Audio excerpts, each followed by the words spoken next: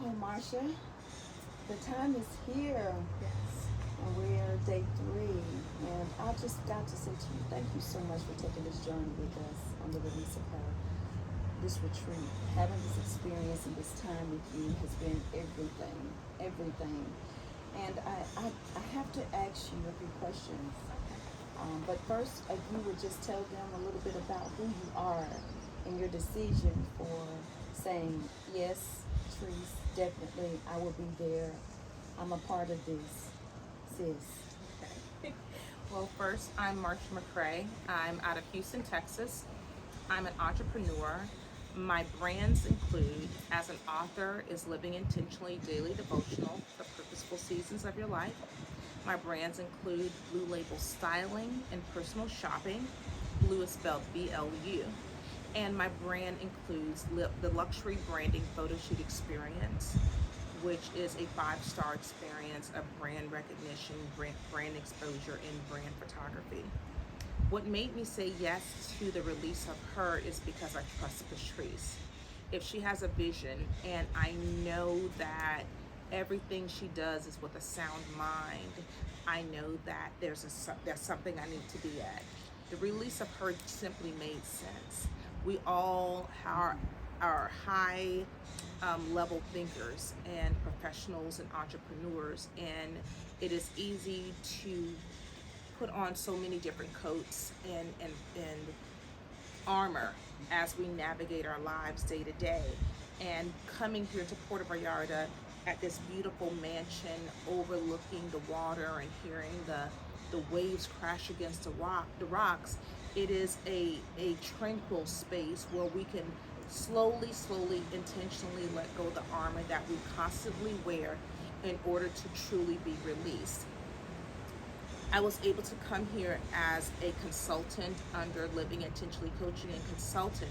But what I was able to also come was to release my own armor, to go back stronger with the only armor that I need is of God. I don't need my personal armor. I only need that one armor, and that makes me travel lightly. It makes me lighter. It makes me walk with more confidence and with ease. So the release of her is pivotal in this last day of my professional year. And as I go forth in 2024, I know that I'm going forth stronger and wiser and better equipped. So let me ask you this: how did you actually feel when you first recognized that this retreat was a divine appointment with God? I've always known that he's good and he's intentional. Mm. I know that my steps are ordered. So, and going back to the first answer, I trust you. So I know that you put wisdom, thought, um, planning into something like this. I know that you prayed on this longer than before you even opened this event up. Um, so I knew that it was a space that I needed to be in and be a part of.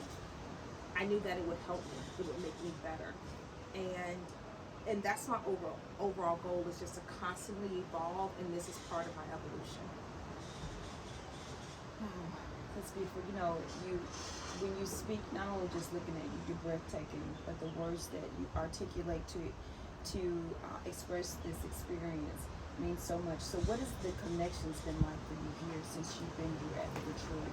Well, I mentioned to the ladies the other day that I've asked God for my tribe. I've asked God for friendships, and I also asked Him to go out and get them for me and bring them to me.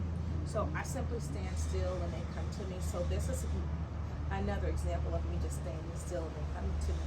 There's been really great, intimate, divine appointments that's happened with these ladies, and I'm so excited and honored to be in their presence.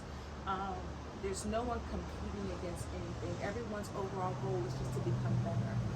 Everyone's overall goal is to be their authentic self. And the only competition that we have right now, we were competing against the person we were the day before, and we're competing to outlove and outgive each other. That's the only competition, and that's the competition that I like. So I'm just grateful for these divine appointments, these divine friendships, and that's how my tribe grows. That's how it grows, just like this, and that's how I know God brought it to. So when you look back on your retreat experience, how because you expressed this somewhat, but how does this actually transform into um, you being the living intentional brand that released herself from day zero to today? What would you say is the one thing that you know you will be executing when you return that will actually show that the release of her has happened? Okay, I'm glad you. Great question. I'm going to start with breathing. The business of life causes us to have shallow breaths. And in our morning stretching sessions, I've been able to really just breathe and stretch and connect with God that way. Another way I am going back better is understanding who I am, my name, and in this meaning.